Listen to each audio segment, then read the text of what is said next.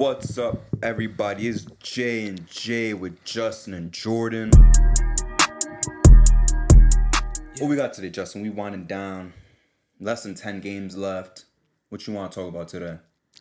So today, we got the Knicks sliding down in the standings, unfortunately. We got the Warriors kind of solidifying that 10th spot. The Rockets Unfortunately. are now on, what, a 3-game losing streak? Unfortunately. Yeah. And the Mavs, top 5 seed. Does that make Luka Doncic the MVP of the league? Oh, big MVP debate time. I won't lie to you. I want to leave that for a little bit later, but perfect time to start talking about MVP. I hate when people talk about MVP in fucking January. Niggas was ready to crown and beat MVP. What happened? He went down. That's why you can't crown people way too early. I try to say that MVP talk until March type shit. Start of March, after All-Star break, first week of March, let's talk MVP. You feel me? But I feel like now it's the end of the season, we really in the dog days of the season. We could really discuss MVP now. What I want to get out the way first, though, man, is definitely the Knicks talk because of, obviously the bias. Not only are we sliding down the standings, but Randle finally officially announced as not coming back. I mean, we kind of already knew that to an extent. I feel like, I don't know about you, Justin, but I came to terms that he wasn't coming back about a week ago. Because I said, even if he was to start playing by the end of March, he's not going to be fully locked in for the playoffs. He's not going to get enough fucking reps because then he would have to play last week, this week, and the last couple of games on minutes restrictions. He was never going to be ready for no fucking playoffs. Yeah. So he's out. We're kind of a little bit of a slide, but hey man, shit happens. I think are we officially mathematically locked in to avoid the play-in? Or no? Or do the Pacers still have a chance? I'm not sure, to be honest. I'm checking the standings right now. I think we fake solidified, but not officially. The Pacers are 44 and 34. And we have 46? 45. 45. And the Heat are at 43 and 34. I think we're good, and we're still within arm's reach of the Cavs. Low key, even the Bucks. Bucks is on the slide, bro. Nah, yeah, the best thing that happened last night was Orlando lost, Milwaukee lost, and I think the Cavs lost on Thursday. We just gotta keep winning, bro. So we're all kind of pretty tight knit in the. I feel like at worst we'll probably be at 5. Yeah, I'm good with 5. Because I feel like we could finish anywhere between 3 and 5. Like mathematically, you mean? Yeah. Not comfortable. Because I'm not gonna lie, if the Cavs is 3rd, I'm comfortable sliding down to 6. My only thing is I don't fear Boston even without Randle. I don't fear Boston. Yeah. But I would love to save that for the conference finals. So that's why I'm okay. Obviously, I don't want to play around with the schedule. You can't play with your fucking food anymore in the NBA at the end of the season. But if there was a way that we could either solidify a 3rd seed or if we was to fall down to 6, I'm okay with that too. I feel like we're in a prime fucking position right now. Whether we finish 3, 4, 5, or 6. But obviously the goal is avoid Boston for as long as possible. Maybe someone else knocks them out. But if we do have to see them, hopefully in the conference final, because even with Randle gone and the uncertainty of OG, I still think that we could at least minimum win the first round. That's the bare fucking floor. That is the bare floor. We have to get out the first round. We just have to. Second round, if we face Boston, it's like, oh man, we kind of fucked now without OG and without Randle. If we was to slide down a little bit or go up, and let's say we beat the Cavs because we're the 6th seed or whatever. Shit, now we play Milwaukee next, but I'm okay with that. But can we beat Milwaukee without those 2 guys? I don't know. To be completely honest with you, I know a couple of weeks back I was super confident. That's because in my head I was like, these guys are coming back. We're gonna have Mitch, OG, and Randle back at 100%. Mitch is back. Where's our All NBA player that mad Knicks fans want to trade every fucking year? Now you know. Now it's definitely the monkey paw, but it's like it's like a monkey paw of I want to see fucking Brunson as a sole star. Oh well, Randle's out for the whole fucking season now, and now Knicks fans we have no fucking offense. I wonder why. But Justin, realistically, what's your kind of expectations then of the Knicks going to this playoffs? I mean, the one thing that's really keeping me optimistic right now is OG coming back. He came back last night even though we lost. But him coming back for the playoffs kind of gives me some optimism. I think we could, as long as we avoid the Celtics in the first round, I think we could get out the first round. I'm not looking at this current team thinking, oh, we're going to get to the ECF, we're going to get to the finals. That thought has kind of left my mind with the Randle news. With the Randle news, is just telling me, like, okay, all the things we had this year, all the things we were thinking about, we'll save that for next year. Mm-hmm. I'm glad Julius Randle's okay. He's decided to get his surgery. I'm hoping he's 100% for the start of next year. Mm-hmm. I don't want nothing to hold anything back for us. This season, it's just the one good takeaway from this season is like the jump that these other guys have taken. We've seen DiVincenzo rise to the occasion multiple times.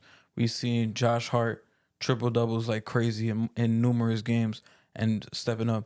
We've seen Deuce McBride, who's improved tremendously this year, getting comfortable within the offense and playing big minutes for us. So it's just stuff like that. The next man up mentality has really been big for us. And I was talking to people. I don't want to get too ahead of myself for next year, but I was telling people, I'm like, yo, am I bugging for thinking that our team fully healthy at the start of the season? Am I bugging for thinking we could win damn near 60 games next year? 60 is, I'm not gonna lie, 60 is kind of wild. I think the goal for next year is definitely 50, but I do want to comment on OG though real quick, cause I'm not confident he's gonna finish the playoffs. Oh, you think he's gonna break down? I think he's gonna. It's not even about breaking down, cause it's not like his fault. It's just that elbow shit, bro. There's no certainty around it. There's no guarantee with the fucking OG shit. There's no certainty. We just saw him come back a couple of weeks back. We thought he was all good. He went right back down. Could you imagine if he cooks in the first round, then what? We have to sit him out against Boston in round 2. I don't like the feeling of that. I don't want to buy too much stock into him finishing the playoffs. Talking about next season though, because this is definitely gonna feel like a building block type of thing. I don't know about 60. We should be locked as a top 3 seed. And that's if nothing changes. If nothing changes right now, we should be a lock for top 3. Yeah. We would be better than the Cavs, fully healthy. We could be better than the Bucks, fully healthy. Boston is Boston, whatever. You feel me? But if the whole East stays the same, which obviously is not, nothing changes. Healthy, we are the 3rd or 2nd best team in the East. Yeah, because I'm thinking about it. I'm like, bro, we got OG in January, and when he's played, we've lost 3 games. Mm-hmm. We should at least win like 52. I would put the line at 51.5. Yeah. Yeah, because we're at 45. Yo, imagine if we had it for the full season, everybody. That's some scary shit. 60 might be guys. I would think like 54, 55 maybe. 54, 55? Still tough. I'll probably put the cap on 52. 52 is kind of... I feel like 52 is a safe bet right now. 55, I feel like...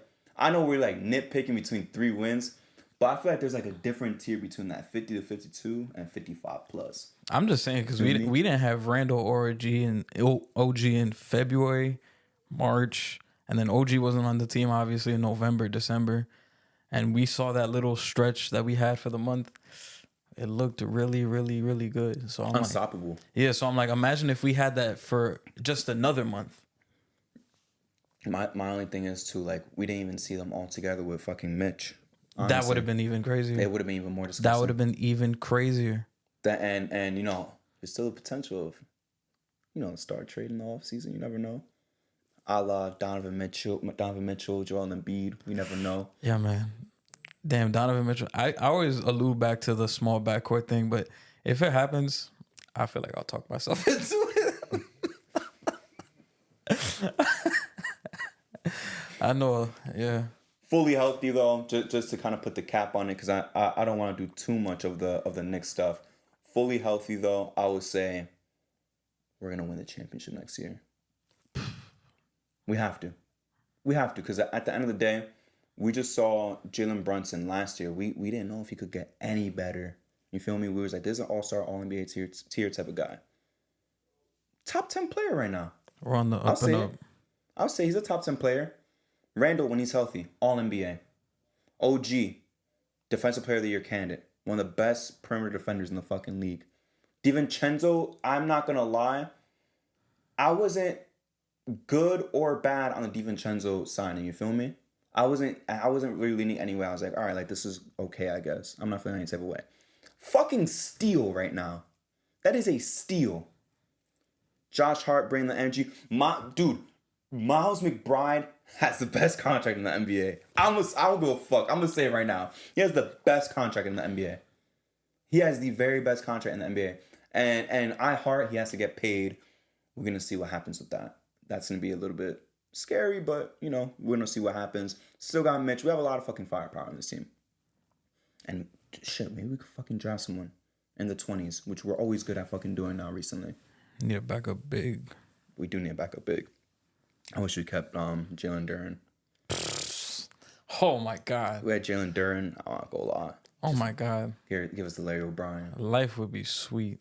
Would it? But let's be real. Do you really think that he would have been starting off the rip? I mean, we still got off Mitch rip. No, he wouldn't have been starting off rip. Would we have even signed I Hart afterwards? Cause what draft was that? 2022. Cause we 2022. Yeah, that was 2021. That was the 2022 draft. Okay. Yeah, so we signed Hartenstein that summer. That same offseason. Do we even sign I Hart? If we get Duren, I don't know. Probably not. But I just know right now, or this point in time where we got hit with injuries, it would have been very hard for a lot of those motherfuckers to get their spot back. Oh my god. Because how good he would have been playing. Oh my god.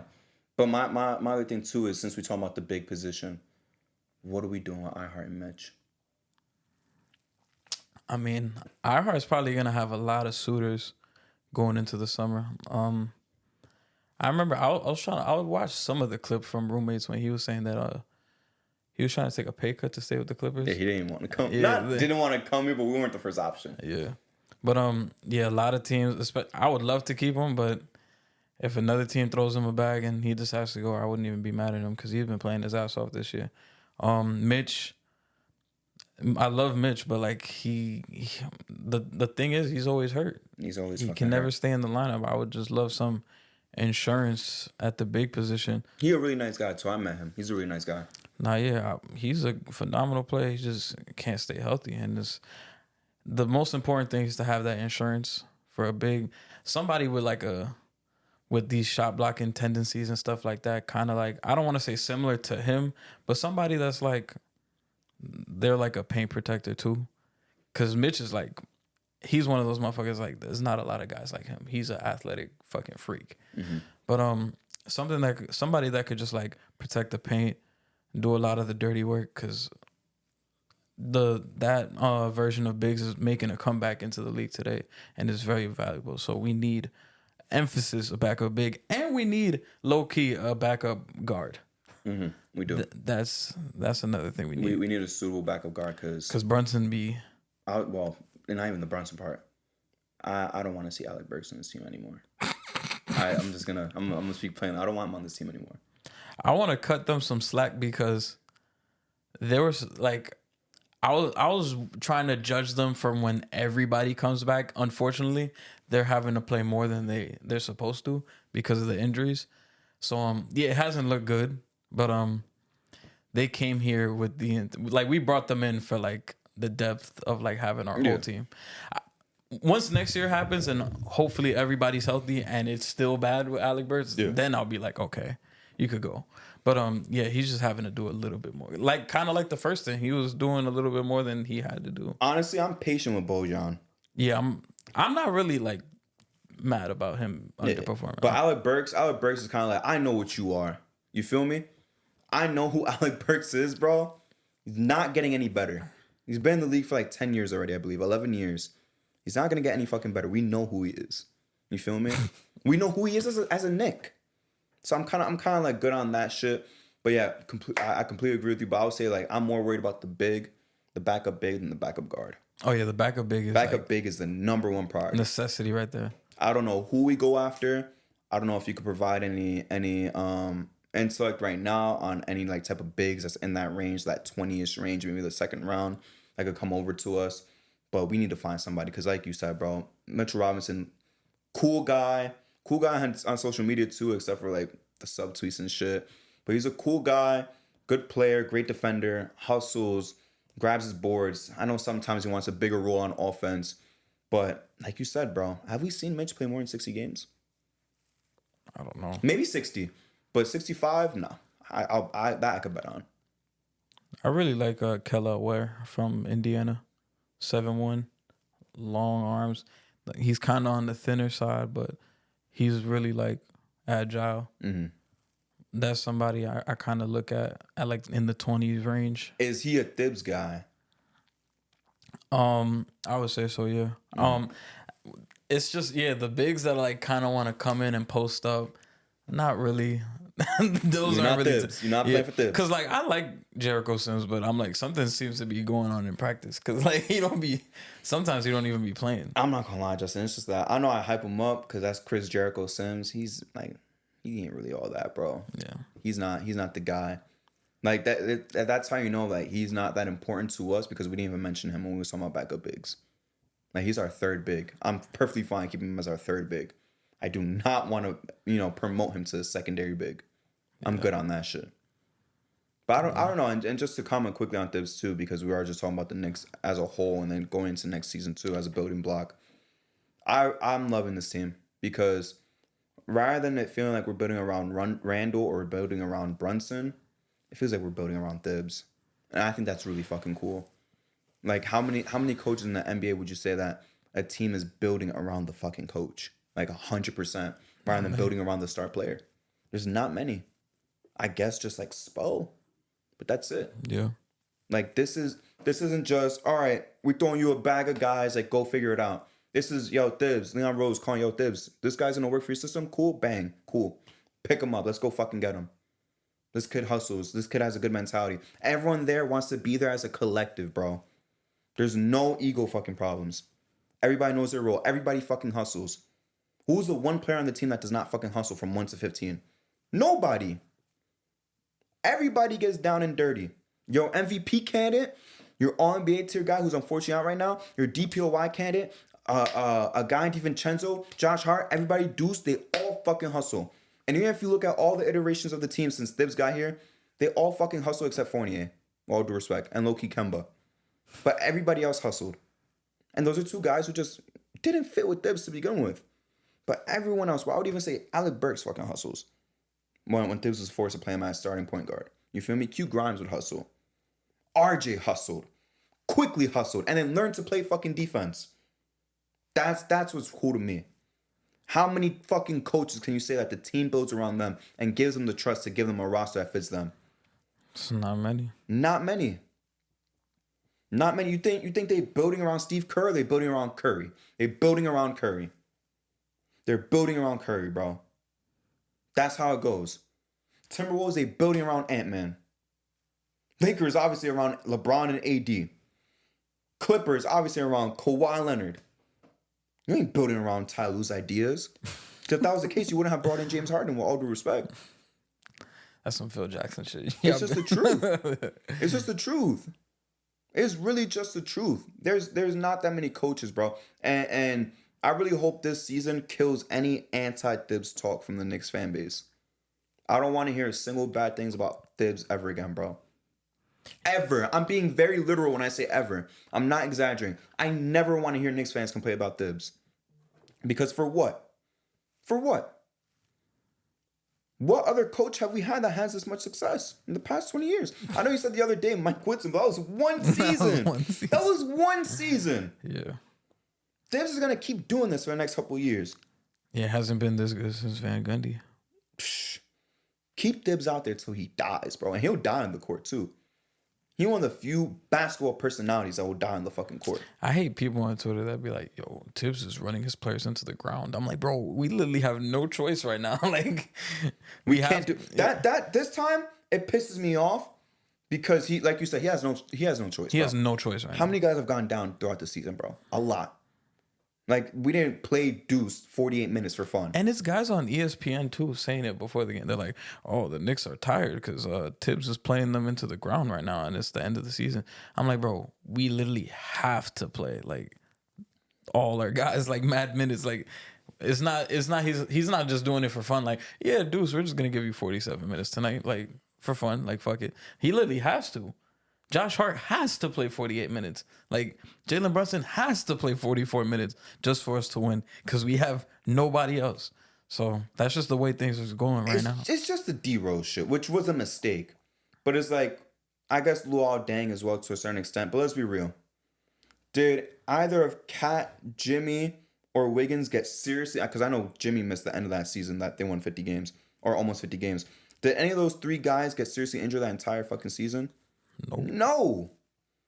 If it was a trend that every single team that he goes to, like the star players getting hurt, fine. But they're just D-Rose because of that one mistake of not pulling him out when you're up by a decent amount and with context in 2012. And then to an extent, Luol Deng.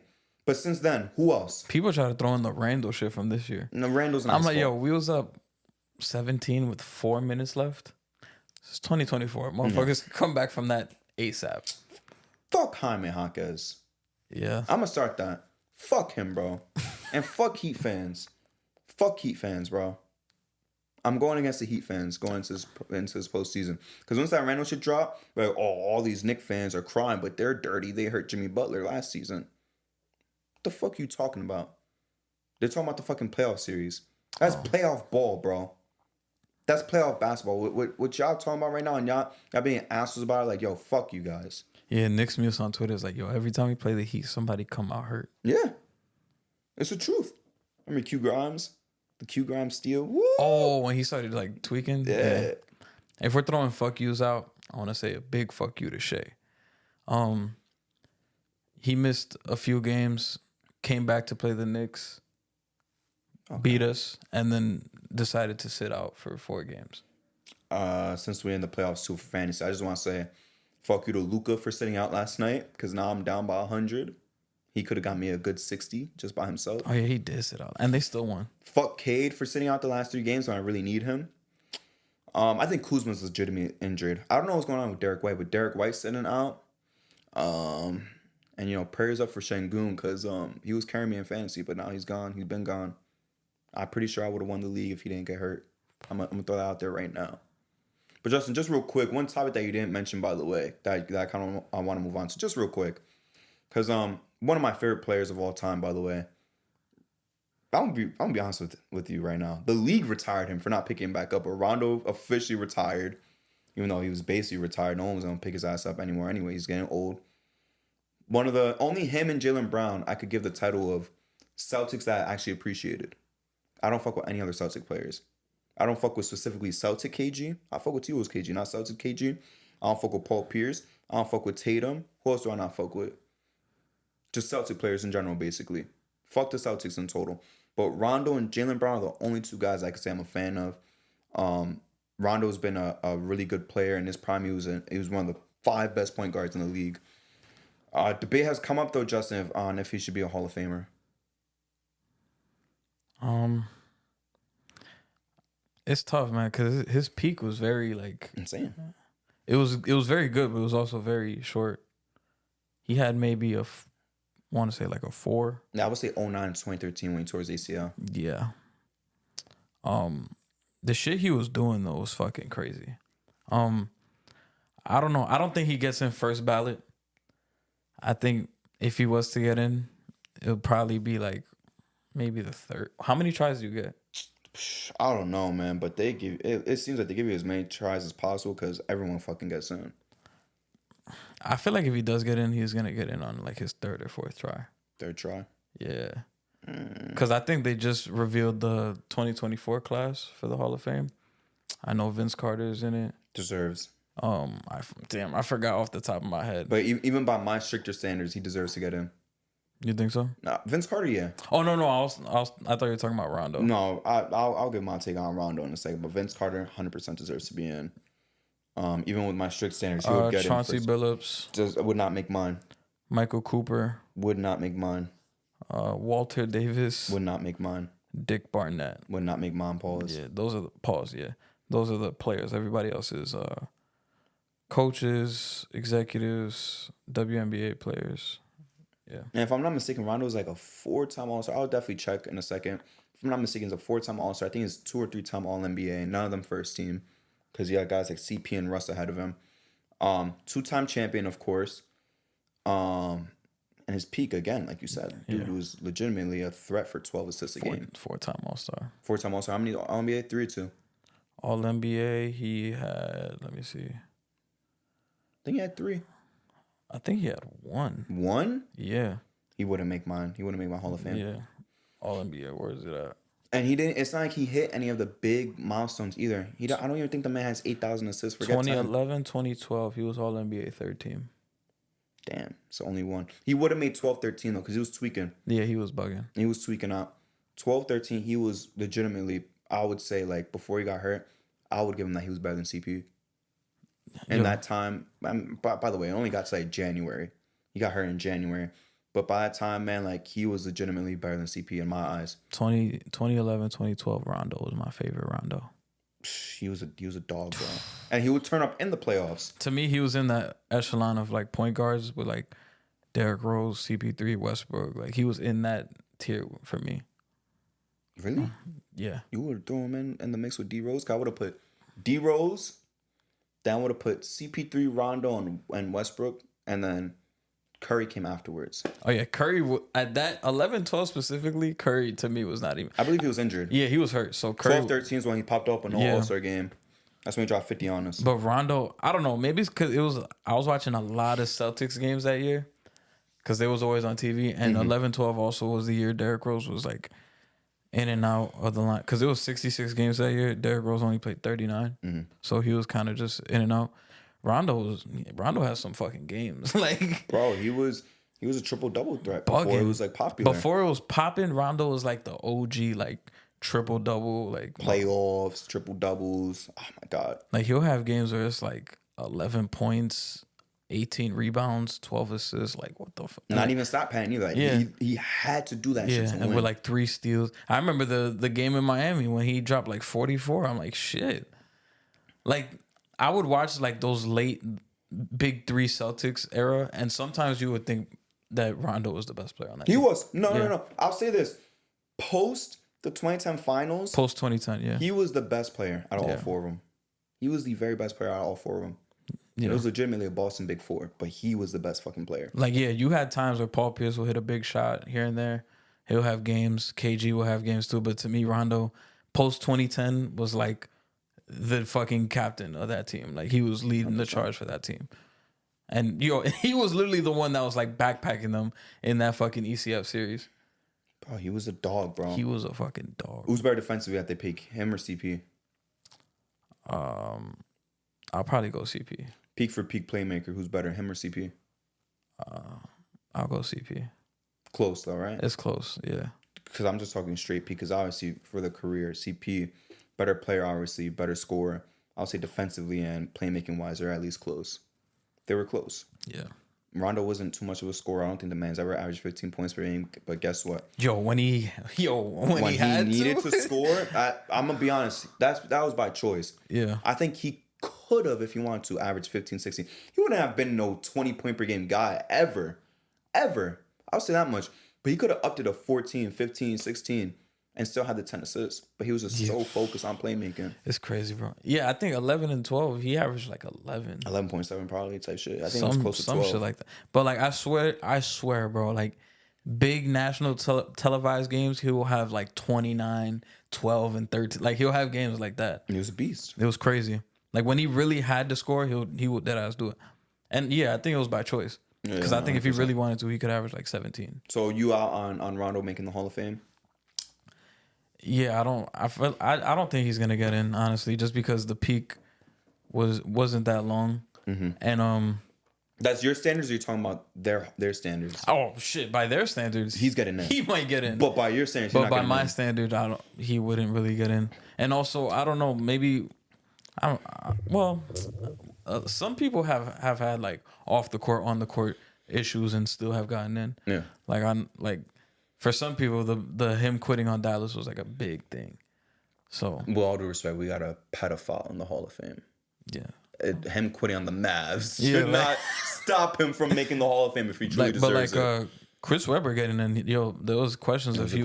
Yeah, it was a question if he was ever gonna get in because of the whole shit at Michigan. Tim Hardaway for what he said on TV. Tim Hardaway, not on TV. He said it about a group of people. Did Ben Wallace is he officially in now? I don't know, but what was his controversy? The malice in the palace. But that wasn't his fault. It wasn't, but that wasn't his fault. It was like a big part of it though. My thing is that wasn't his fault, but it's like Karl Malone, that's your fucking fault. Oh yeah, that was his. Like, Ben Wallace is in. Rondo quitting, that's your fault. Chris Webber for taking the money and lying about it for all those years to go to Michigan, that's his fault. I know Ben Wallace did take him a minute though to get in. He took him a long time. Tim Hardaway, what he said, his fucking fault. What he said was what he said. That was his fucking fault. That was crazy. But by my standards, Rondo wouldn't even make it past the first attempt. Tim Hardaway did make it. Yeah, after a long time. Yeah, it probably took him a minute though. Yeah, because of the controversy. But regarding Rondo though, in my standard of the Hall of Fame, and one day I really do want to sit down, maybe in the off season. It's probably gonna be long as fuck. But I want to make my own version of the Hall of Fame. Because there's too many guys that don't deserve to be there. And Rondo, for example, like I said, he was one of my fucking favorite players growing up. After the first thing, I wouldn't even say he gets enough votes to even stay on the fucking committee. He would not have enough votes to get a second try. You're just out of there, bro. You're not going to get enough fucking votes. Four-time All-Star, 1 All-NBA, couple of defensive assist leaderships, 2 titles. Not moving me. It's not moving me. Yeah. Like, bro, I don't want you to check this, by the way. I'm just asking because, like, you probably don't even know off the top of your head. Yeah. Is Mark Price a Hall of Famer right now? Like, is he in the Hall? I feel like he would be. I wouldn't be surprised if he Does he deserve it? No. No. I look, you want to check that? No hate. Like, no hate. I know I'm picking on Mark Price or anything. Like, no hate to him, but he don't deserve it. I don't think Kevin Johnson's in, but it's like also like Mark Price is not. Yo, he made All NBA 4 times. Yeah, Mark Price. He was cold. He was cold, but once he went to the Warriors, he was trash. Like Baron Davis don't deserve to be in there. He's had a couple of All-Star games. In there? No, but I'm saying like he don't deserve to like be in there. You feel me? I'm just naming people right now that I don't know if they're in the Hall or not. They may or may not be. No way Baron Davis is in. Probably not type shit. No I don't even think he's ever been All-NBA. But there's a lot of guys in there. But maybe rather than recreating the whole entire Hall of Fame, maybe just cutting out people who've made it in the last 25 years. That would be fun. Just erasing them instead of being like, look, my Hall of Fame is boom, boom, boom, all these 100 fucking names. That would take a lot of fucking work. But more so like, all right, Chauncey Billups, I don't want you in there. Tim Hardaway. He's making it this year. Tim Hardaway, low-key don't want you in there. Boom, I'm cutting you off. Rondo, I don't want you in there. There's a lot of guys I would take the fuck out. Yao Ming, I'm so sorry. Yeah, Yao Ming is the big one to me. I'm so sorry. I love Yao Ming. At his peak, amazing. You're not making my fucking list. Sorry, I'm swiping you out. Is Stoudemire in there? Shit. I feel like it's just time to at least be considered. Like for him to get voted in. But if Stoudemire's not in there. He's not in it. He shouldn't be anyways, regardless. Should not be in there. He shouldn't. There's a lot of fucking guys in there that don't deserve to be in there. Tony Kukoc is in it. Yeah, but people will be like, oh, but what about the international? I don't give a fuck. I'm talking NBA. So if we was to make our own, it would be NBA only. Yes. Okay. How it should be, with all due respect. All right. I don't care if you win 4 college titles and then you flop as an NBA player. You don't deserve to be in the Hall of Fame. Like Christian Laettner. He's not even in it. I know he's not in it, but he's known as like the best college player of all time in the modern era. I don't give a fuck. I don't give a flying fuck, bro. Arvydas Sabonis is in it. I don't give a flying fuck that JJ Redick was a demon on Duke. I don't care. I don't care. I really don't. You don't, and I like JJ Redick too, by the way. As a player too. Player and media personality. I like you, bro. You don't deserve to make it to Hall of Fame just based on your college career. You feel me? It should be NBA, first and foremost. Let the college Hall of Fame have their own thing. They could do their own shit. You could have an International Basketball Hall of Fame. This should be the fucking NBA from start to finish. I don't care that you won 4 fucking titles with UCLA. And then I don't care that you have 2 gold medals. I could care less. What did you do in the NBA against the best basketball players in the fucking world? That's the only thing that matters to me. That's like 2 separate lists of basketball Hall of Fame accounting for everything you've done and just NBA Hall of Fame. I would like for Adam Silver to create an NBA Hall of Fame, even though it would be less popular. And it's crazy because if you took into account for everything, I feel like the motherfuckers that make both is like, it's probably rare. I would respect that. Like though. Kareem is one of those motherfuckers. He'll make both. He's making both. He's making both. I mean, with all due respect too, like baseball, for example, Ichiro, I think, is going to be up for the Hall of Fame, bro. I think they're just going to count him by his MLB shit because he's done so much in the MLB. They're not going to count his Japan shit. Well, all due respect, why should they? Where's Cooperstown? Is it in the USA or is it in Japan? That shit's not in Hawaii in between them. That's just in fucking upstate New York. What matters is the MLB. I don't know. It's NFL. It's just NFL Hall of Fame, right? NFL. Should be fucking NFL. I don't care what you do in the XFL. And they're both fucking strict as fuck. Yeah, I don't care what you do in XFL. I don't care what you do in college. I don't care that you won the Heisman 3 times. Did you win the Super Bowl? Were you an all-pro 5 times? Were you a Pro Bowler 5, 6 times? Yeah. Did you win MVP? Did you lead the league in yards? Did you lead the league in sacks? That's what I care about. I don't give a fuck what you did for fucking Alabama on a star-studded team. I don't care that you won all 4 years in Alabama, bro. I don't care. It should be the same thing with basketball, bro. NBA Hall of Fame. NBA only. Yeah, that'll be a good step to make. I don't know about you, but in the offseason, I am willing to sit down and at least let's say from the class of like 85, the Hall of Fame class from like 85 to now, I'm willing to just cross out mad fucking names. Yo, that'll be a long ass episode. I don't give a fuck, bro. Because this has been a problem that I've had with the NBA for years. Unless we do a 2-parter. That's fine. 4 years I've had this problem. We could do that as part 1. And part 2, we read off all the names that fucking made it, that survived that shit. And it's not going to be many. I could guarantee that right now. It's not going to be many. That'd be a crazy. I bet fucking David Thompson's in that shit. And I would love to see an international Hall of Fame, like its own shit. Yeah, that's what I'm saying. Because I feel like it kind of adds on to the Euro League. It will probably get more fans to watch the Euro League or to get them, like, you get informed about it. But to throw them in with NBA guys too, or to throw guys that barely played in the NBA and just basing off their shit from the Euro League and throwing them into, it's kind of like, oh, why the fuck is he in here with like the 84 draft? I mean, I forgot what class it was. I forgot his last name, Oscar or something. Yep, from Brazil. Yeah, he made it. Doesn't deserve it. Did he? I don't even remember if he played in the NBA. He got drafted by them. He's in Suke, by the way. I think he's actually in the Jordan era, if I'm not mistaken. Yeah, because he was in the 84 draft, right? Yeah. I don't know what draft, but he was there. I don't think he fucking played, or if he played, he was on the bench for like 2 years. Oscar something, but I'll be real. Does not deserve to be in the Hall of Fame. He's in there. And that's not me being dismissive of the international leagues and shit. Like you just said, Arvydas Sabonis is in there. Should not be in there. And I know they talk about him like he's fucking Larry Bird over there. Like he was Jokic before Jokic in Europe. That's fine. Go honor him in Europe. That's perfectly fine. I'm not opposed to that. I will respect that. I'll watch the ceremony. But don't put him in here in the same class as Kareem Abdul-Jabbar. Do not put him in here in the same class as a fucking Shaquille O'Neal. You're not in the same class. I'm not weighing a EuroLeague championship the same as a fucking NBA championship. I'm not weighing a gold medal in FIBA to an NBA championship. Not that I don't care, but it's like, that's not the same thing compared to the NBA. None of that shit is worth half of a Larry O'Brien. That shit that I just named is not worth a conference championship. And since when do we count people's conference championships? Since when? When do we ever say LeBron's a 10-time conference champion? Never. We never talk about it. We never say that. We talk about he got 4 championships. But guess what? All these other interleague shits in Europe and shit, it's not worth a fucking conference title to me. In my opinion. Keep that shit separate. Sabonis, Kukoc, should not be in the Hall of Fame. I don't know who else is in. I think Drazen's in there. Rest in peace to Drazen. Should not be in there if he's in there. I'm just being honest right now. He's got no place to be in the Hall. I agree. He has no place to be in the Hall. But just to finish off this point, I'm willing to remake the Hall of Fame. I'm more than willing to do it. I'm willing to do it for fun and not even do it in front of the fucking camera. Yeah, that's how interested I am in fixing the fucking Hall of Fame. Because it's bullshit how many people make it. This is a convo we would have on the phone. Why the fuck is Rondo being considered to be on the Hall of Fame on Twitter? Why are we calling him a Hall of Famer on Twitter?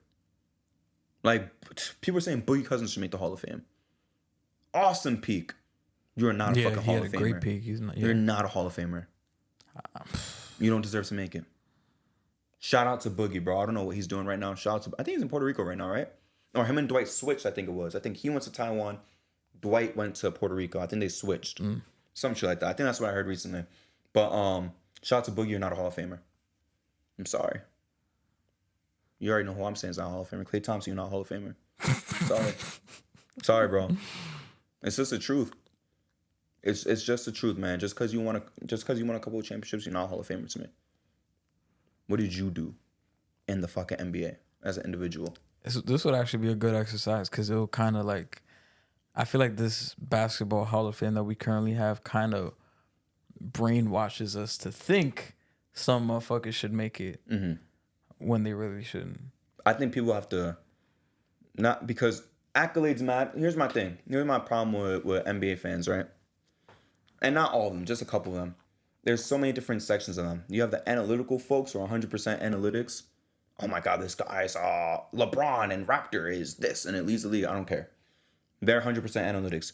You have the bad guys who just care about how cool your shit looks.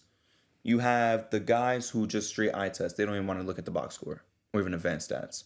And you have guys who look at accolades like, all right, this guy won 3 MVPs. So he's better than this guy that won 2. You got to be able to combine all that shit to evaluate players, in my opinion. That's how I do it.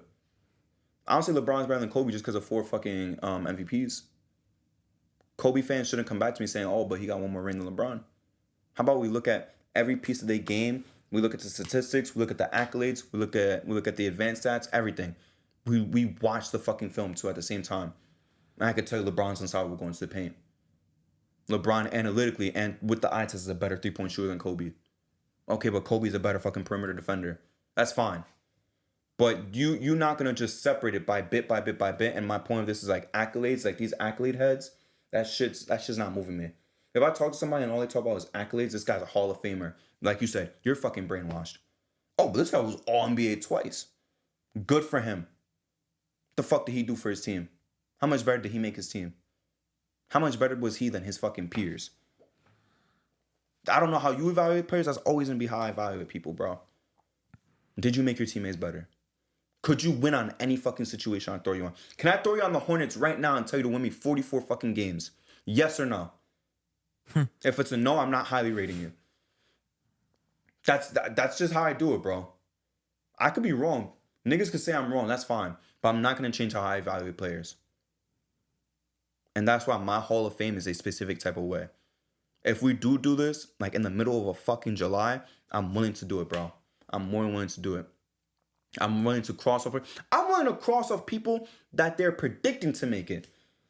Kevin Love's not making my shit. Oh, LaMarcus no. Aldridge is not making my shit. DeRozan's not making my shit. Kyle Lowry's not making my shit.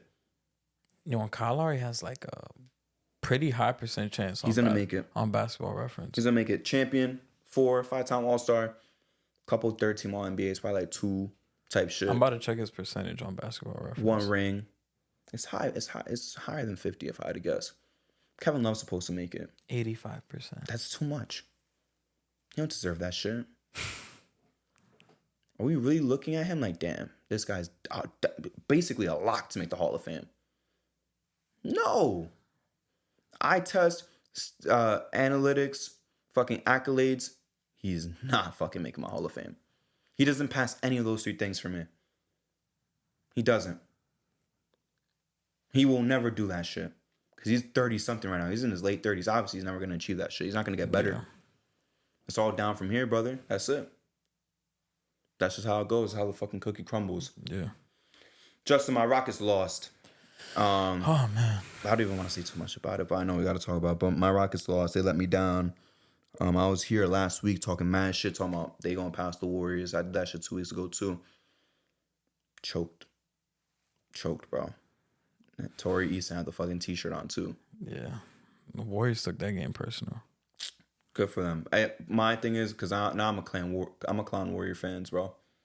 It's incredible that they went from bragging about championships to talking shit to Rockets fans because they locked in the 10th seed. How low you fucking falling, bro. They're not going to think that's embarrassing. I think that's embarrassing as fuck. How low you fucking falling. That you mocking niggas that you secured a 10th seed over them. Yeah, they're not even protected to be in the playoffs right now. remember when y'all had a guy that was argued to be a top 3 player in the world? We not even talking about him like he top 10 no more. Remember when we talked about y'all being locked to win a championship every fucking year? Now y'all bragging about finishing 10th. 10th. You not even bragging about being in the playoffs. You bragging about being 10th. Warriors are falling off, bro. Bad. But the Rockets let me down. If Şengün was there, they would have won, by the way. If Şengün was there, they would have made it to playoffs. I'm just saying. Nah, yeah, they were. The Warriors having so much fun on the fucking bench. You had Steph with the water bottles doing the shit. I'm like, damn. That's embarrassing to me. And I'm like, yo, act like y'all been here. No, I'm saying that's embarrassing. Like, if this was like a rivalry between like the Spurs and the Rockets, or like the Jazz and the Rockets, or even like the Kings who just were there last year. There's like the Kings versus the Rockets, whatever. Fine. You guys just won 4 championships in the last 10 years. And you're worried about clowning the Rockets because you made the play-in? I just realized how embarrassing that looks. That's lame as fuck. Because, like, it would be cool if, like, Shea did that shit to the Nuggets to get the 1 seed. That's what I'm saying. But, like, you doing that shit. But even for the play-in, if it was 2 young teams, I would say, like, yeah, if it cool. was 2 young teams, sure. But when it's like, I just locked up the 10 seed.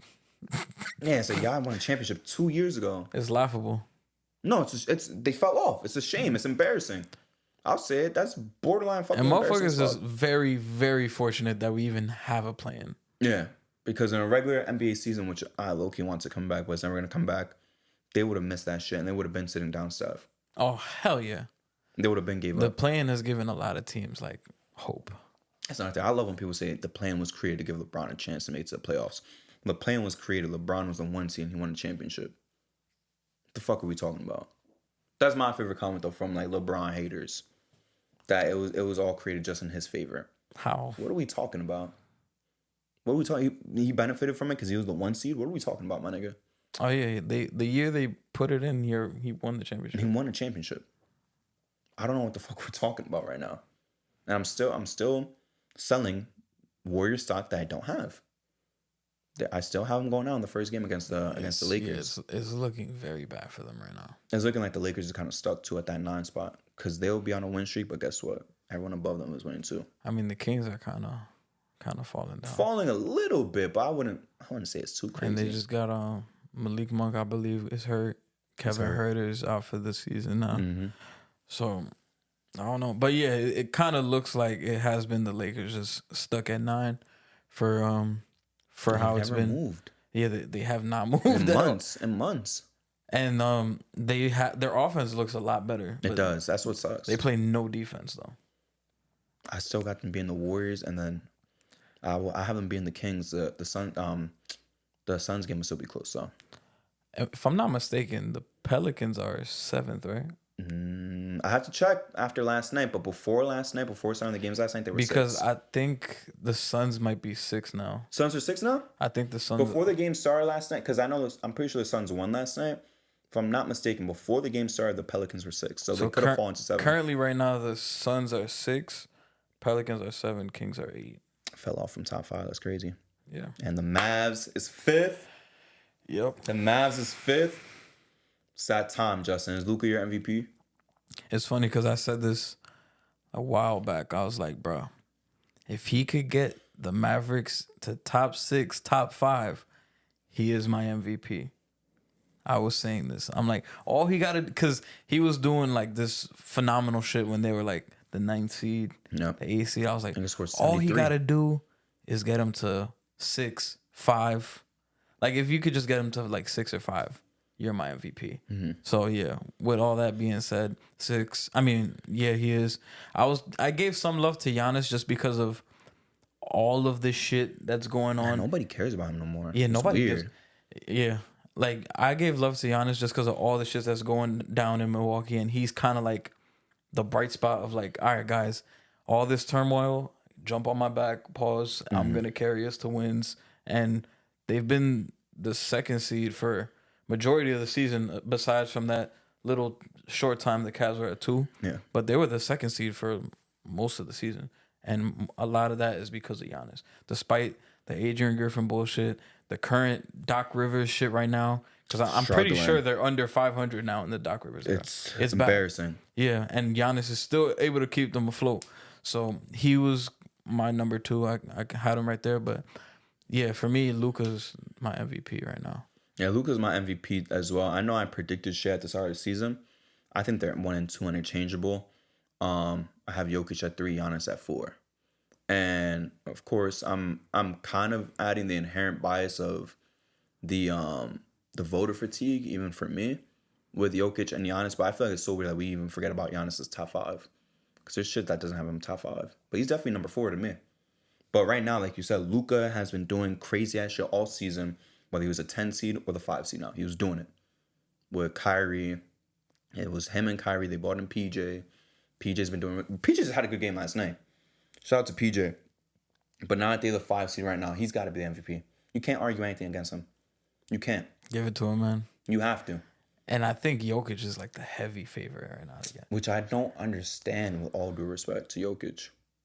I would say Luka has a substantially less of a roster than he does. And look what he's been able to do with them.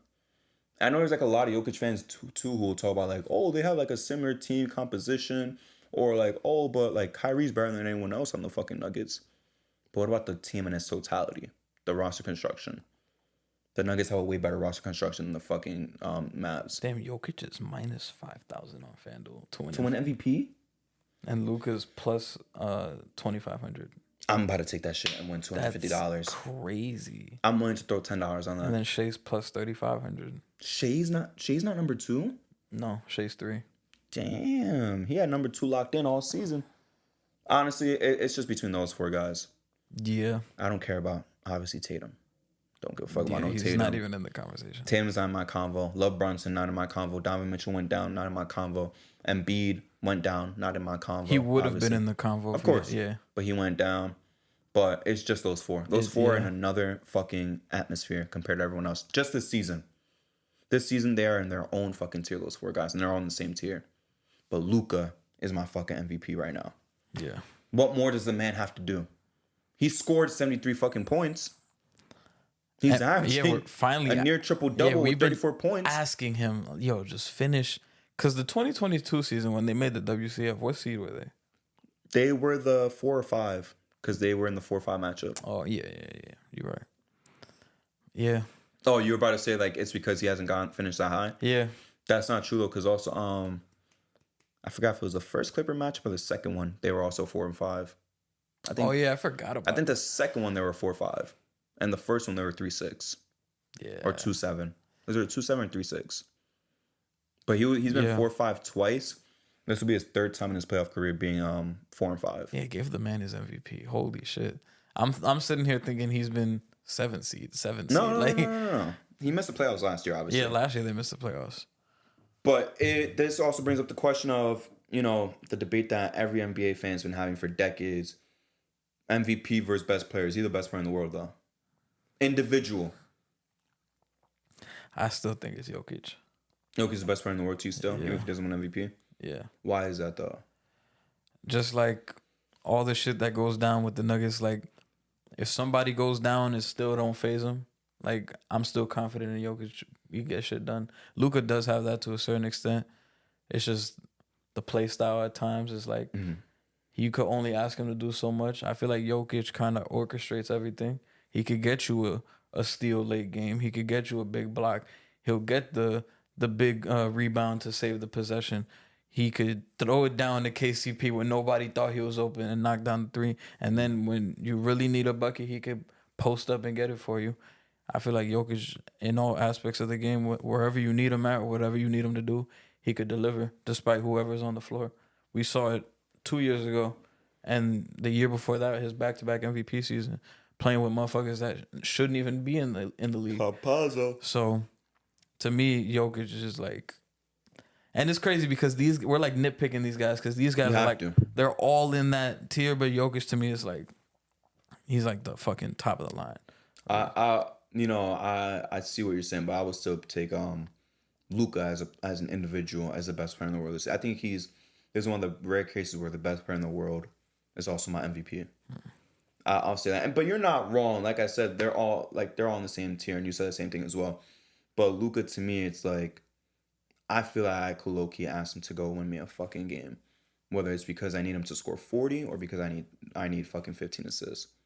Sometimes I feel like Jokic needs that extra motivation for him to score that 35, 40 points. I feel like Luka's like, I'm gonna go out there and score 40. And maybe I'll also get you 15 assists too while I'm at it. I feel like Jokic is like, yeah, I'll beat you, but I'm going to get 22 and 15 with 13 fucking rebounds, 15 rebounds, whatever. It's just two different types of players, two different modes of players. But I would definitely say Luka's the best player in the fucking world right now. To me. And I know MVP order, I said Luka, Shea, Jokic, Giannis. In terms of best player in the world, I'm going Luka, Jokic, Giannis, Shea. Shea's the fourth best player in the world right now, but he's second MVP voting. For me. But I'm still proud of my even if he doesn't win MVP, still proud of my my Shea take that he was gonna be That was a MVP. W take. I don't know, man. People when I said that Shea was the best player to come out of the Paul George trade, apparently I was a fucking dumbass because Paul George is a way better player. What has Shea done in his career? I know I said that back in like October. Yeah. I wonder where that fucking guy is right now. Where all those people are right now that said Paul George has been way better than Shea's ever been. And I'll ask you right now, is Shea right now better than any version of Paul George you've seen in your life? Yeah. He's no, whether it's 13-14 Pacers, whether it's MVP G13 Paul George on the Thunder, whether it's the best version of Clippers Paul George, Shea has been the best fucking player than any version of Paul George this year. Yeah. And last year too. I'll stand on that. Last year's Shea, because I saw it with my own two eyes too. Last year's Shea was better than any version of Paul George, which is why I had that take to begin with. But this season just confirms. It just confirms my fucking bias. Yeah, because I think the best version of PG was the 18-19 OKC. But yeah, Shea this year has been on another level. Yeah. Even last year. That's what I'm saying. Last year he was a demon, bro. And I mean, I could fucking guarantee and bet money that motherfucker every night he's gonna score 31 points. Mm-hmm. I think Shea will end up with a better career than Paul George. It's shaping out that way. I just can't wait to see superstar Shea in the playoffs. He's gonna get an MVP. I think he's gonna do his thing too. He gotta win a series. I think he's gonna do his thing. He's gotta win a series to shut up a lot of people that still doubt him. Shout out J-Dub too. That motherfucker's. Shout out the whole Thunder team that JC was rating highly. I'm still doubting them against certain opponents, but shout out to him, bro. Oh yeah, he was like, "Yo, that team is great." I'll take him to beat the Pelicans. I'll take him to beat the Clippers. I'll take him to beat the T-Wolves. I'll take him to beat the Kings. I don't know what happened to the Clippers, bro. The Warriors. The Clippers are a fucking joke now. Holy shit. The only people I'm scared of if I am a Thunder fan is the Lakers and Nuggets and maybe the Kings because it's a bonus. But that's it. Lakers, Nuggets, and Kings. I'm not because we said to JC these Hall of Fame bigs that each of those guys have, bro. Well, if you want to call Sabonis Hall of Fame, but then we'll say these all NBA bigs that all these guys have will cook Chet. Absolutely cook them, bro. I'll maybe throw the Timberwolves in there if they're healthy. You think the Timberwolves could beat them? Yeah. Nah, I'm not buying that. I think so.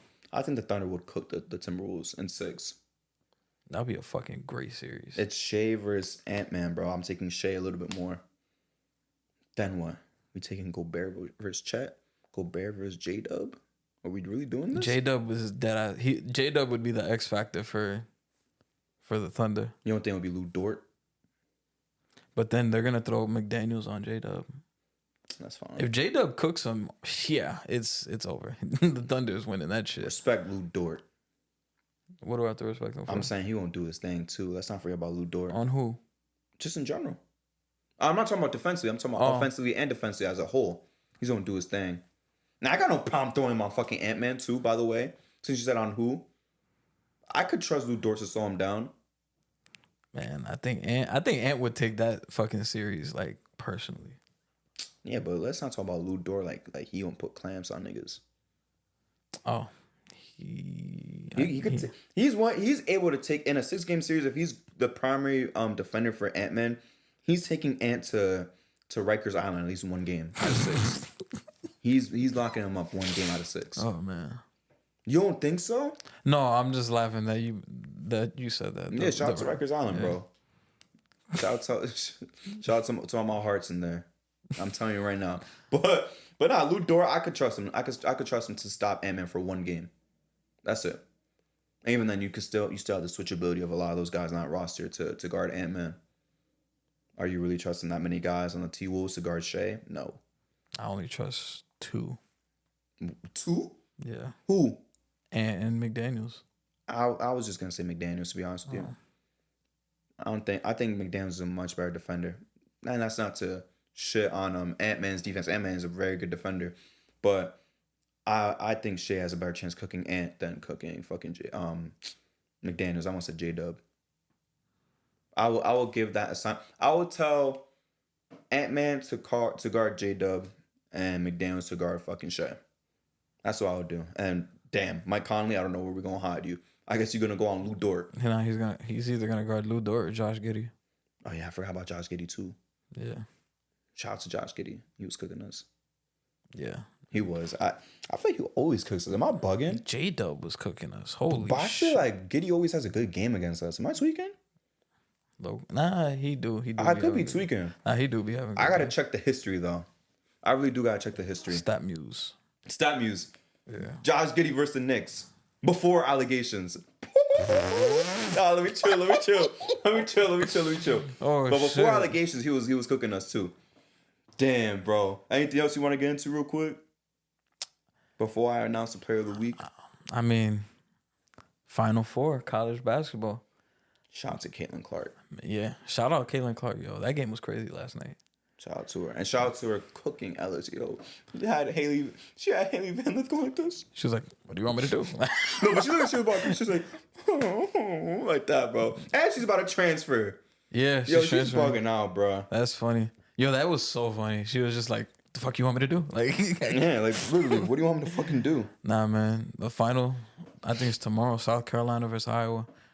I'm a South Carolina fan, but shout out give me to Iowa. Oh yeah, shout out to the Gamecocks, Lady Gamecocks. The game pussies. Wow, that's what we call them. That's what we call them. That's what we call them. That's his fans. That's what we call them. Really? No. Wow. Nah, yeah. Shout out Don Staley. That team is fucking incredible.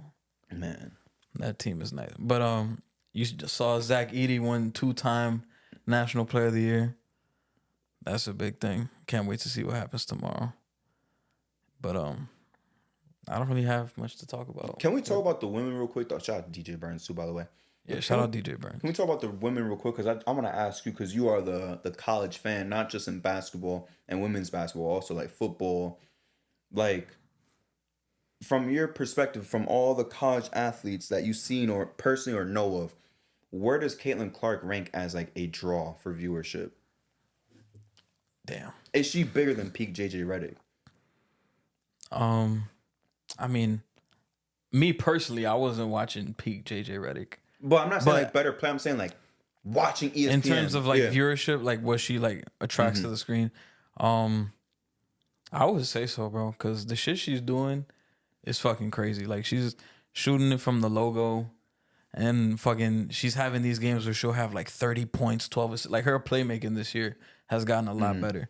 So like, and we're having a bunch of people coming. Like, I don't remember this many people watching women's basketball. I know a small circle of people watching. Not me. But this year has been like a different level, and it's not just her. It's like the group of women that are playing right now. Like, you got Paige Beckers playing. Like, shout out to her. You got Juju Watkins. You got Angel Reese, like Cameron Brink, like give a shout out to Haley too. I know she a cook, but come on. Yeah, shout out to Haley too. But you got all these players right now, and they're kind of like bringing the vibe back. Especially like back in the '90s, women's basketball was lit. Like back when you had like Cynthia Cooper, Lisa Leslie back then, and Diana Taurasi, Sue Bird. Yeah, it's just a new wave. Like I had my mom watching. Is like, Caitlin bigger than all those women though? As a draw, I would say so. Yeah, because I remember back then, Cheryl Miller was a big deal. But unfortunately, like I mean, she got to play for USC or whatever, but unfortunately, she didn't get to play in the WNBA because it hadn't been established yet. But she was a big deal. But that was back in the '80s. So like now, imagine with social media and all this. Like, it was crazy. Like, even, I remember when Breonna Stewart was in UConn, it wasn't to this magnitude of hype. Same thing with like Kelsey Plum. She had the all-time record before Caitlin Clark broke it. To be honest with you, I didn't even know about that while she was playing. Kelsey Plum had the record, but she wasn't like this must-see TV. Like nobody was really talking about it at that time. Now it's like, holy shit, we all have to watch. And it also helps that we have these other women that are playing as well that are on this like elite level too. So I would say she's up there. Is she a top 5 probably college sports draw ever? Well, let's say modern times, because we don't know if news is tapping into Kareem. So like let's say like this, right? In the social media era. So I would say let's not say social media. Let's say like starting from Magic Bird. So they obviously probably the biggest college draw ever of any sport. Yeah, if I'm not mistaken, that was the most watched that's college game ever. That's number 1. I don't know who's the biggest college football act of all time. You know that. You feel me? So that's up to you to decide who are they bigger than Caitlin Clark. You got the Fab Five that were very fucking popular. Fab Five was that was and you know me because I'm not even a college fan. For me to like know about the Fab Five and really like look into them and shit out of interest, they were a fucking draw. Fab Five was a draw. They drew viewership, bro. Yeah, they're up there. Yeah. I don't know which specific Alabama team was a big ass draw. I don't know how big of a draw Johnny Football was, even though I knew about Johnny Manziel. Yeah, Johnny Manziel. But is Johnny Manziel bigger than Caitlin Clark? I don't think so. Johnny Manziel was a big football draw. But I don't think he was bigger than Caitlin Clark right now. I could be bugging. Damn, it's probably close. It was big, bro. Close ain't too bad. It was kind of close. I think just because Johnny Football was a freshman doing all that crazy shit, beating Alabama as a freshman. So it was probably like, I would say it's a pretty close draw. But bigger than Colorado this year. Oh, hell yeah. 100%. Hell yeah. Even though people want to play, when has Colorado ever been this popping? You got Jay-Z at the fucking game. Like, all right, bro. Who gives a fuck? Like, I'm not rating like that. You had like Reggie Bush in the early 2000s. Like that was Reggie Bush, yeah. But Caitlin's up there, bro. Caitlin's up there. I wonder how big the Peyton Manning hype was in college. I feel like, I don't know. It probably was cool, but it wasn't like OD. RG3's was kind of OD. I think Caitlin's was bigger though. Okay. Caitlin's is bigger. If that Zion Duke team won a championship, Cam Newton's was kind of OD, but I think Caitlin's bigger.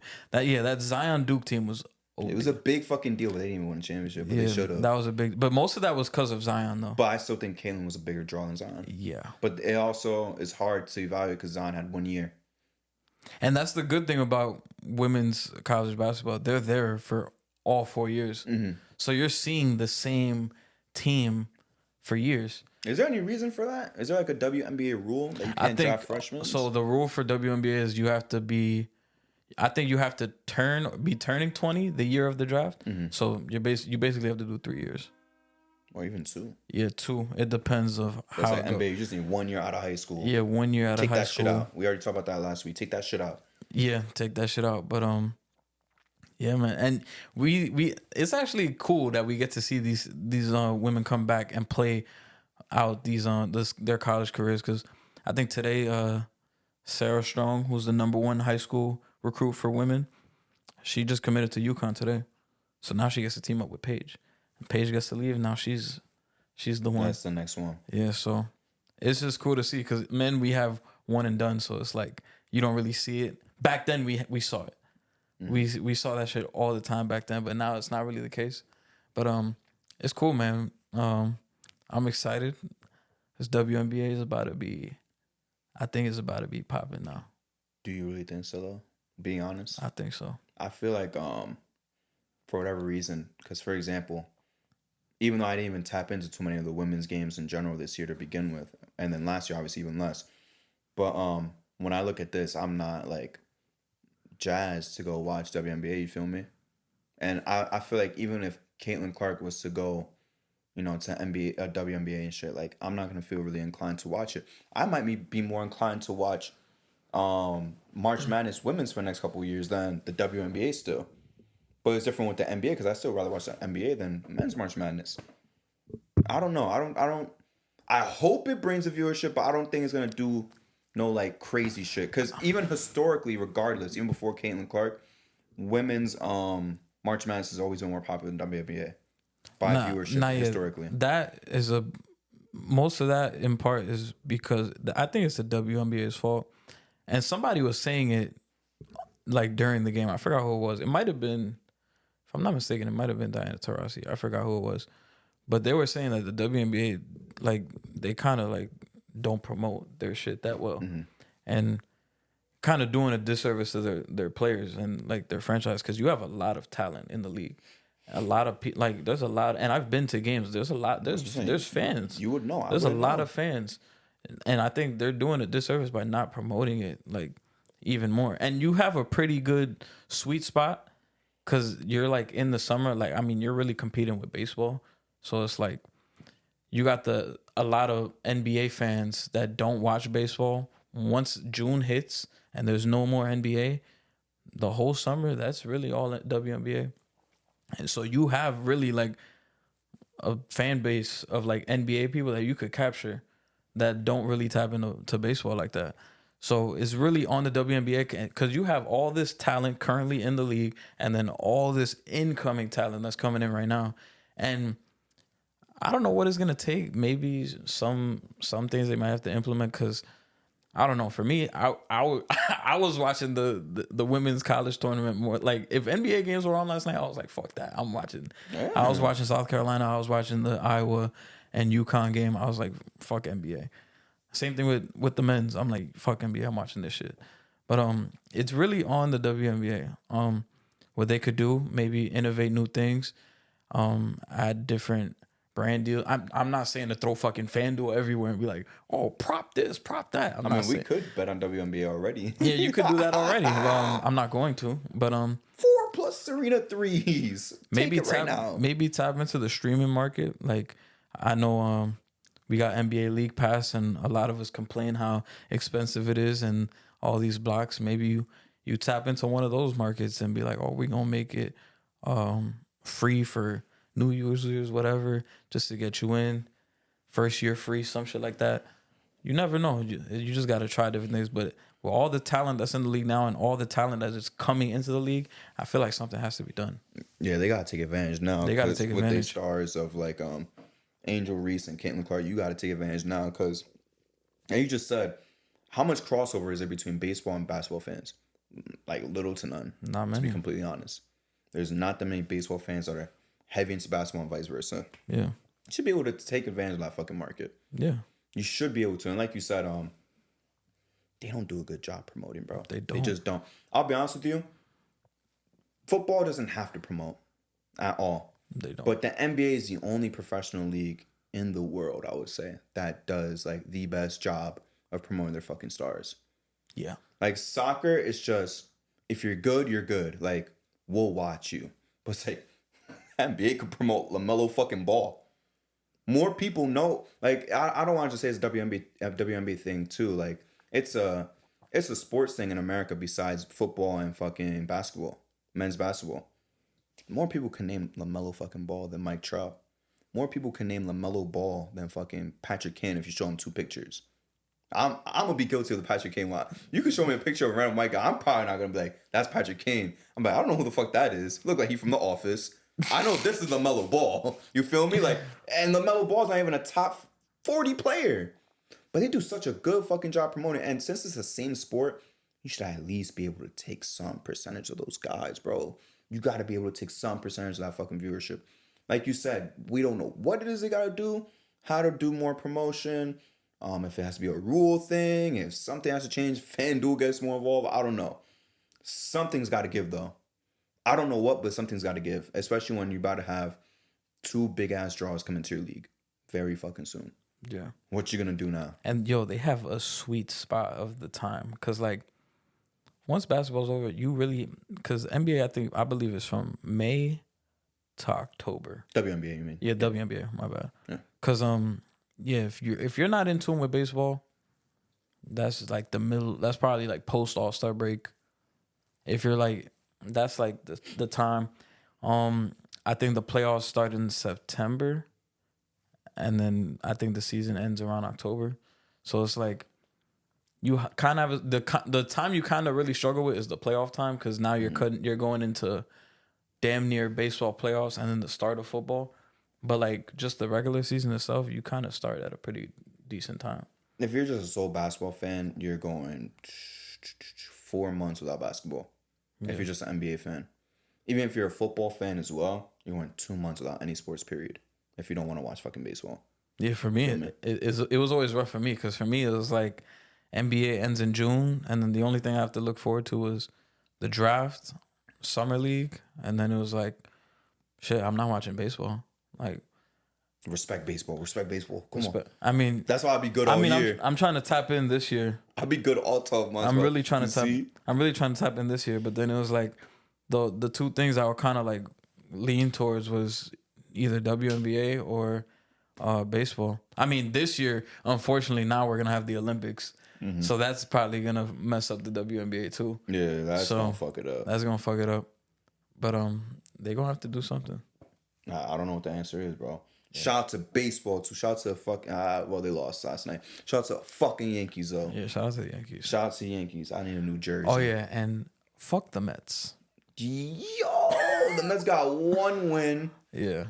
Their two biggest stars have one combined hit all season. I'm eating good, bro.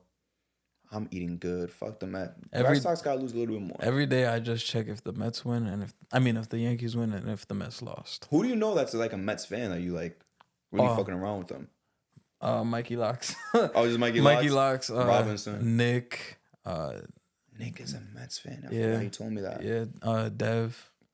Soup Dev. Soup Dev is a Mets fan? Yeah. What a fucking pussy, bro. Yeah. There's a lot of Mets fans, bro. Eric. Yeah, Eric. That's true. Eric. Yeah, there's a lot of fucking This is Yankee country. When we win at number 28, bro. Race for 28. Yo, I'm not gonna lie. This is like my favorite time. Before we even get to MVP of the week, this is my favorite time, bro. Because like, I'm not gonna lie to you, Justin. Because of opening week, I've been watching way more baseball than I have in basketball. I'm just gonna be completely honest. I try to have both on, bro. But shit, man. Baseball's looking really fucking fun ESPN right Plus, fix my shit. Because I be trying to watch the Yankee game. And I'm signed in, and y'all say I'm not authorized. Hold on, you got T-Mobile?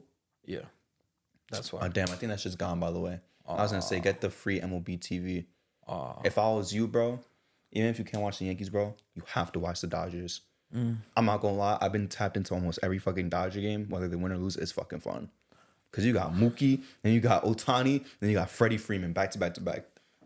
Looks like I'm going to have to pull out the Fire Stick. And Will Smith. And we ain't talking the actor, nigga. Shout out Will Smith, bro. They are fucking fun to watch. And they never play at the same time as the Yankees. So I've been eating good when it comes to They baseball, probably play late night, right? Late as fuck. Yeah, 10 o'clock. Well, depending on if they're home, obviously. If they're home, yeah. But if I had to implore you to watch some shit, but you eating the blackout because of the Yankees, go watch the fucking Dodgers. Go watch the Dodgers and go watch the Braves. Those are two most fun. They're more fun to watch than the Yankees, to be completely honest with you. Damn. And the Yankees are doing pretty fucking good right now, but they way more fun, bro. I just told you, Mookie, Ohtani, and Freeman in that order, and then Will Smith. That's fucking wild. And then the Braves, they always have the best 1 through 9 hitters in the fucking world. That's crazy. For whatever reason. But it's a fun fucking time. And I guess that's why WNBA can't really grab me either. Even with football, bro. And you know football is the biggest fucking sport in the country. Even with football, bro, I'm still tapped into baseball because we like, all right, we about to go into the fucking playoffs. I'm focused on the playoff because I'm not going to lie to you. Baseball might have the most fucking games out of any sport. They have the most fun playoff race. The collapse, bro, there's a top 10 list of 10 biggest collapses in baseball. And it'll be like, you had a 10-game lead on the division, and then it's September, and then you're not even in the playoffs no more. You're 10 games ahead of second place, and now you're not in the playoffs.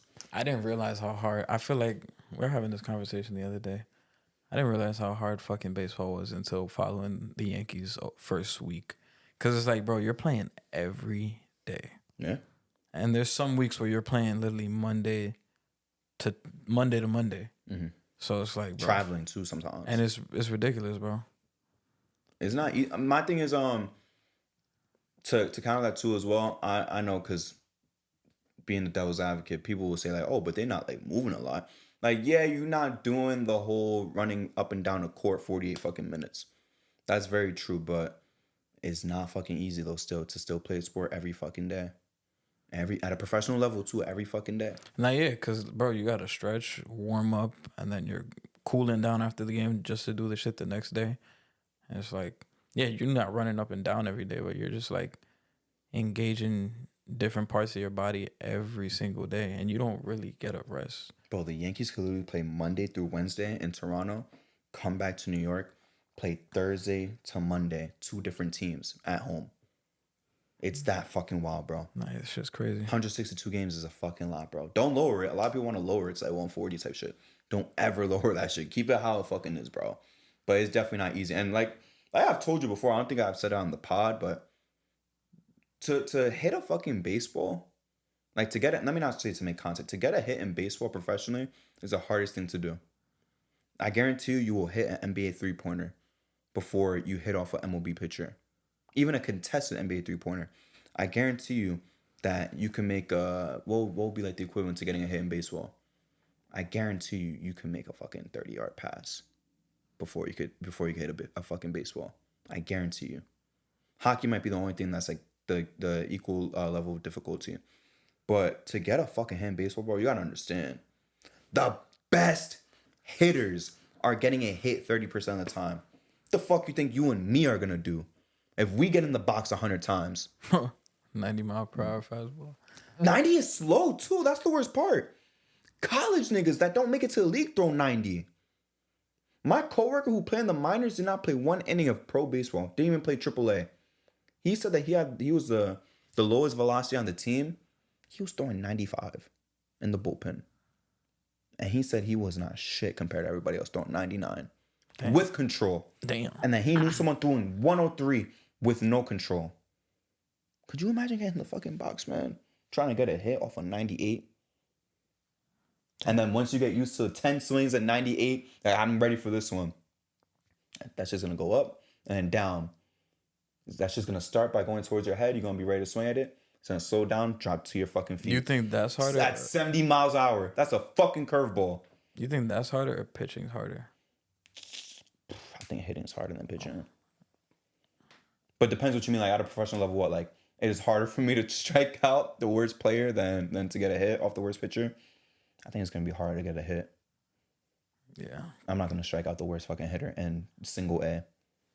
I wouldn't be able to do that because if I was that bad, and I would shit myself. If I'm at like the 5th pitch, and at my at bat, I'll be like, fuck, I gotta get on base or something. Son, if Garrett, all right, let's say this: instead of 3 strikes you're out, if you get 100 strikes, could you get a hit off Garrett Cole? A hit, not contact, like a hit, like you really like hit a it clean hit, no like foul. You get on base. Oh, probably not. Like not pop fly don't count. Like you gotta hit that shit and get on base. Oh nah, I'll say I could probably get 1 foul ball. Cause he throw 99 with control. Yeah, he could pick where that 99 goes, bro. And if he wants to lose some control, he could up it on 101. That's crazy. And then throw a fucking 84-mile-per-hour changeup. I think even if he gave us all fastballs, we're not getting a hit, bro. We're not. That's what I'm saying. Baseball is the hardest fucking sport, bro. The best niggas get a hit 30% of the time. The best niggas get on base 41% of the time. The only person different is steroids Barry Bond, who used to get on base 60% of the time. Just because niggas would rather walk him. Justin, there would be... maybe you've seen this video. The bases would be loaded, and they would intentionally walk Barry Bonds and let the run come in rather than risk him getting a fucking home run. That happened to me yesterday in MLB The Show. Do you know how fucking crazy that is, bro? Not even 4 balls. Just like, hey, we're going to walk him. That's fucking wild, bro. Like, the equivalent of that shit. Like, what's, like, the basketball equivalent? Damn, I don't even want to... I guess that would be, like, fouling Steph when you down 2. Just that he doesn't make a fucking 3. Yeah. Like, that's the only way. Like, you hug Steph and you give a personal foul, send him to the line to take 2 free throws, which are 2 free throws that are going to go in, rather than give him the chance, a 40% chance of making a fucking 3. Yeah. And even then, the fucking Barry Bonds shit is crazier, bro. Yeah. He was getting on base almost 70% of the time. Yeah. That's crazy. That's crack, bro. That's crack. But let's get into MVP of the week. And I don't know if you heard the key word that I said I'm going to announce the MVP of the week. You don't have options. Okay. And you probably like, why? What the fuck? You always give me 3-4 niggas. Some honorable mentions. This man will never get nominated again. Malachi Flynn. 50 ball with the lowest points per game career average going into the fucking game. Which means statistically, this is the most random, unlikely 50-point game ever. I don't even want to put him up against anybody. He deserves that shit because I promise you, he will never be here ever again. It's going to be funny at the end of the season seeing all the MVPs of the league and be like, Malachi Flynn, what the fuck? Yeah. He deserves that shit. I don't want to put him against nobody. More random than Mo Williams. More random than Corey Brewer. More random than Jamal Crawford as an old-ass man. This was by far the most random 50 ball ever. Yeah. And I don't care what people say, like, oh, but 50 is like the new 30. 50 is the new 40. You're kind of right, but it's still Malachi Flynn. Yeah, it's still. At the end of the day. Yeah. It's still Malachi Flynn playing a fucking NBA team. Like, come on, bro. That shit was crazy to me. Do you think, like, this is definitely the most random one? Yeah, this was random as fuck. What's your favorite 50 ball? From the randoms?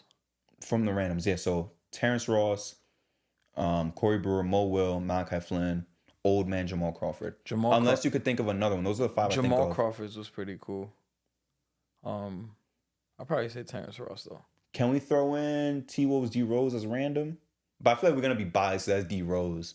I mean, you could throw it in there. I would say D. Rose is my favorite. Because at that point, it was like, it felt like... magic. Shit was... I was like, yo, is he back? Because that was... Shit, nigga, that was after the Cavs stint. Yeah. So it was looking bad. And it was the start of the season. Yeah. So I was like, yo, is he back? Yeah, I thought, I was drinking the Kool-Aid, bro. I was like, yo, D. Rose is back. Shit, I'll probably say that one then. But even if we don't count him, I'm taking Corey Brewer. Because I think Corey Brewer was the most random before that was Malachi Flynn shit. Because Mo Will was a fucking all-star before. He averaged like 17 points before for a year, maybe 2 years. Corey Brewer, shit, does this nigga ever average 15? No.